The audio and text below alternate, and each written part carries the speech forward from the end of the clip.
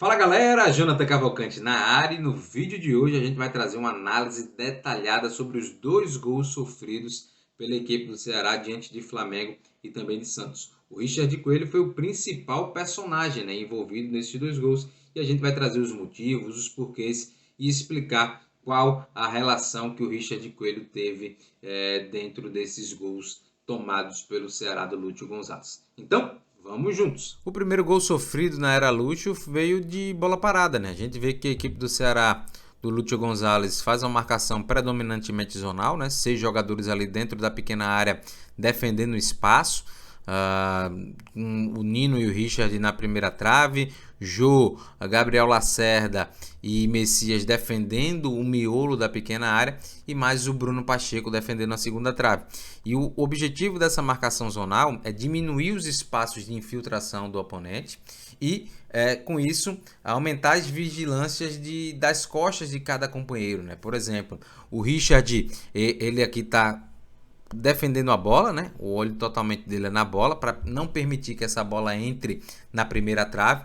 Já o Jô, ele tem que não permitir que essa bola, caso passe pelo Richard, entre ainda mais e também defender o espaço às costas do Richard, né? Se entrar algum jogador ali entre o Jô e o Richard, o Jô é o principal responsável por encostar nesse jogador e não permitir que ele cabeceie. A gente vê que o Ceará também utiliza 2 bloqueadores, né, nesse jogo e mais 2 jogadores no rebote, né? Os bloqueadores servem para não deixar que o atleta embale e ganhe na impulsão. E aí a gente vai ver que o Richard está na primeira trave com o objetivo de não permitir que essa bola entre. E o Vidal passa na frente muito rápido do Richard, né? Então o Richard perdeu um pouco do contato visual com a bola. E é uma batida muito rápida e a meia altura realizada pela equipe do Flamengo. E aí o Richard não ficou tão bem enquadrado.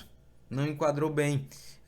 E com o objetivo, né, de não permitir que essa bola entre na primeira trave, ele faz a ação de tentar tocar na bola. Só que quando ele toca na bola, a bola pega no bico da chuteira e vai para trás, né? O Richard peca por não omissão, e sim por executar o que era ali pedido, né? De não permitir que essa bola entre na primeira trave. Até mesmo a gente sabendo que o Jô, a gente vendo ali atrás, o Jô tá mais inteiro na jogada para fazer esse corte, mas no inconsciente do atleta é não permitir que essa bola entre na primeira trave. E aí uma fatalidade, né? Um erro que acontece. Eu acho que isso aí não é um erro intencional ou um erro de problema do jogador que está desligado no jogo, né? Uma fatalidade, a bola pegou no bico da chuteira e aí o Bruno Pacheco perdeu na imposição ali com o Gabriel, e aí o Gabriel cabeceou muito bem pro gol. A gente vê aí nesse replay como a bola pega no bico da chuteira. O Jô estava mais inteiro na jogada,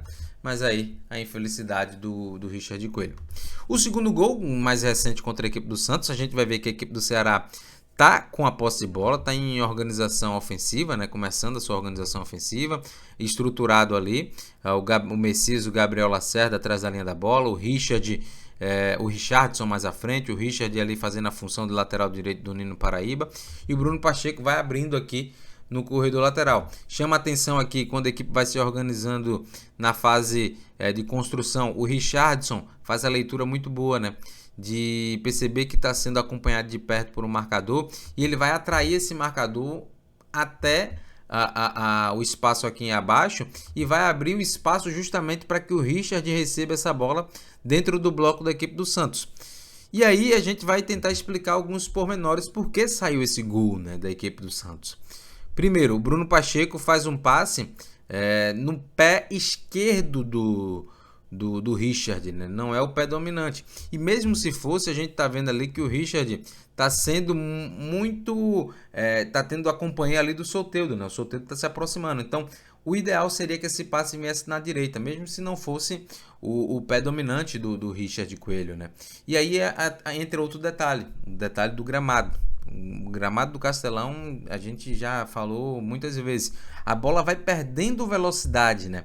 Então, isso faz com que o jogador que estava com a decisão tomada, ele já tenha que recalcular a rota no meio do caminho. Então, o passe já não saiu legal porque não foi direcionado para o pé correto, perdeu velocidade, e aí o Richard Coelho vai ter que tomar uma decisão rápida, né? A gente vai ver aqui, ó, por exemplo, no instante que essa bola está chegando, o Richard Coelho tem algumas possibilidades. Ele tem a possibilidade de, se tivesse confiança para usar a perna esquerda, fazer esse passe de primeira. Fazer esse passe de primeira para o Richardson, que está aqui, seria um passe mais natural. Mesmo que o Richardson esteja ali com alguns jogadores vigilantes, né? Tem um passe que é um pouco mais difícil, que é no Mendonça. O Mendonça está aqui nas costas da linha de pressão, do jogador que está pressionando. Eu acho que também caberia, né? Ou um passe de primeira na direita. E aí ele tem duas possibilidades. O Gabriel Lacerda, que já foi fechada a linha de passe pelo Marcos Leonardo, e o goleiro João Ricardo, que foi a tentativa dele. Mas ele, além dessas 4 alternativas, ele teria outra, uma quinta, que seria se o passe viesse no pé dominante, ou ele ajustasse o corpo para fazer esse domínio com o pé direito, ele abrindo o compasso, né, em 60 graus mais ou menos, ele iria trazer essa bola para esse espaço vazio às costas dele. E com isso ele iria superar a pressão do Soteldo e também do volante do Santos, né? Ele iria levar essa bola para o espaço vazio. Então, poderia ser uma alternativa, né? Mas a falta de confiança, a questão da bola vir já curta, isso atrapalhou um pouco a tomada de decisão do Richard Coelho. E aí, quando essa bola vem, ele decide dominar e não resta espaço para ele poder fazer o passe, né? Não tem espaço técnico para ele fazer a alavanca e botar essa alavanca com força. Então o passe sai fraco. O Messias não está muito bem posicionado. O Messias já era para estar um pouquinho fechando aqui esse corredor central.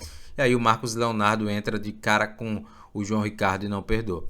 Então, gente, eu acho que já deu para a gente entender que não dá para estar crucificando nenhum jogador. Tem alguns aspectos técnicos e táticos que explicam, e também um aspecto do ambiente do jogo, né? O gramado também tem atrapalhado um pouquinho a tomada de decisão de alguns jogadores. Espero que vocês tenham gostado. Deixem um like para que a gente possa ampliar ainda mais o nosso alcance com o torcedor do Vozão. A gente vai ficando por aqui. Vou deixar como sugestão as variações da saída de bola da equipe do Ceará, do Lúcio Gonzalez. Muitas variações, tem muito conteúdo e, claro, o torcedor do Vozão tá feliz, vento em popa, com a nova era do El Comandante.